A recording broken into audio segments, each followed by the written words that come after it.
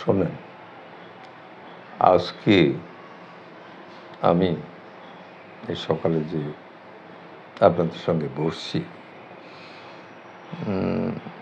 আমি অন্য দিন হাসি খুশি থাকি বলি আড্ডা দিতে বসলাম, সময় কাটাতে পারছি না, আড্ডা দিতে বসলাম।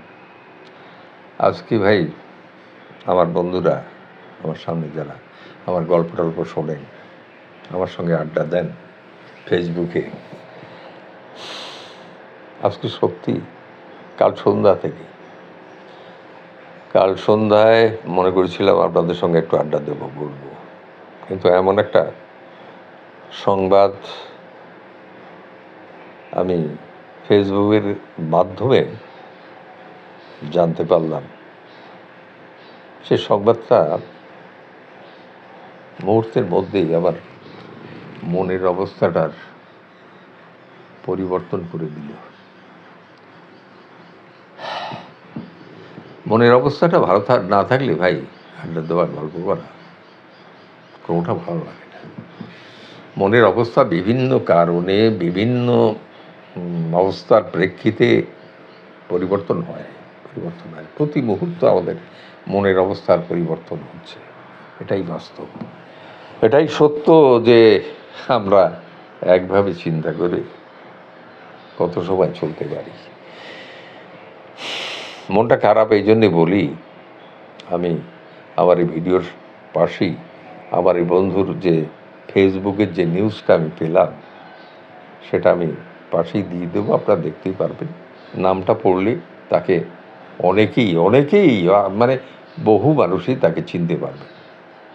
সে আমার প্রিয় একটা বন্ধু, আমার খুব নিকটের, খুব খুব মানে কি বলা যায়, বন্ধুদের মধ্যে আছে না যেগুলোর বন্ধুর কথা মানে যেভাবেই হোক ছেটে কেটে বাদ দেওয়া যায় না। তারা এমনভাবে জীবনের একটা সময়ে, একটা পিরিয়ডে একই সঙ্গে চলাফেরা, একই সঙ্গে সময় কাটানো, একই সঙ্গে সুখ দুঃখ ভাগ করে নেওয়া, এমন কিছু কিছু বন্ধু থাকে যাদের বলতে পারে না। যারা প্রকৃত বন্ধু ভালোবাসে, বন্ধুকে সম্মান করে, তারা পারে না। হ্যাঁ, কিছু সেলফিশ টাইপের আছে, এটা সবাই আছে। আমি যে কথাটা বলছিলাম সেই কথা তো বলতে বলতে খাইয়ে হারিয়ে ফেলি। কালকে মন খারাপের কারণ হচ্ছে খায়রুল বাশার আমার এই বন্ধুটার নাম। অনেক স্মৃতি, অনেক ভালো বন্ধুর স্মৃতি বন্ধুটার সঙ্গে আমার আছে, ছিল। সে সাতক্ষীরায় আসলে আমার ধারে আসে অথবা আমি তার ধারে ছুটে যাই। এখনো এ বয়সেও আমরা একে অপরের প্রতি নিবিড় টান অনুভব করি। শোনেন, আমি কালকে ওর সংবাদটা শোনার পর থেকে মনটা ভীষণ খারাপ। এর আগে আর একটা বন্ধু আমাকে ফোন করে বলছিল, তাকেও আপনারা চিনবেন, সে ভালো একজন সাংস্কৃতিক অঙ্গনের ভালো একজন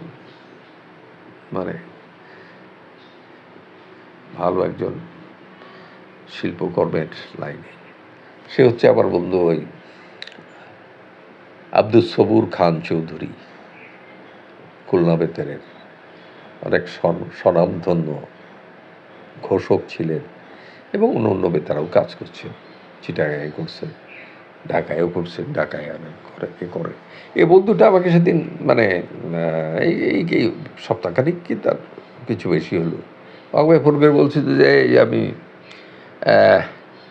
1-2 মাস একটু ঘুরে আসি। কোথায় যাচ্ছিস? তো বলছে যে আমি ওই লন্ডনে, তোর ওই একটাই মেয়ে ওখানেই আছে। তো বলছে মেয়ের ওখানে একটু বেড়িয়ে আসি। যা, ভালোভাবে ফিরে আয়। এই এখন তো ধর এই সবুরের স্ত্রী বিয়োগ হয়েছে, তার স্ত্রী নাই। সে এখন ওই মানে এই বিভিন্ন দিকে আর কি ঘোরাফেরা, এটা সেটা এগুলা এগুলা মানে করা ছাড়া আর কি বাড়িতে বোধ দাঁড়ায় না। জোড়া ভেঙে গেলে ভাই, যে যতই বলুক সত্যি সত্যি সেই এর জোড়াটা যদি হয়, খুব কঠিন হয়ে যায়, কঠিন হয়ে যায়। সেটার সেটার জল জ্যান্ত। এটা হচ্ছে আমার এই বন্ধু খায়রুল, অত্যন্ত ভালোবাসত। ও ওর স্ত্রীকে এত বেশি ভালোবাসত, যা আমরা আমাদের বন্ধু বান্ধবদের মধ্যে এরকম জিনিস, এরকম জিনিস।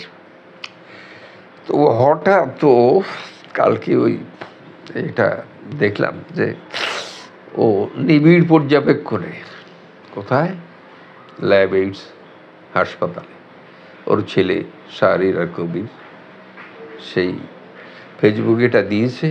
ফেসবুকের বদলতে আমি কালকে জানলাম। হ্যাঁ, তারপর থেকে মনটা খারাপ। তা আজকে সকালে বসে আপনাদের সঙ্গে কি বলি, তাই এই দুঃখের কাহিনীটা বললাম।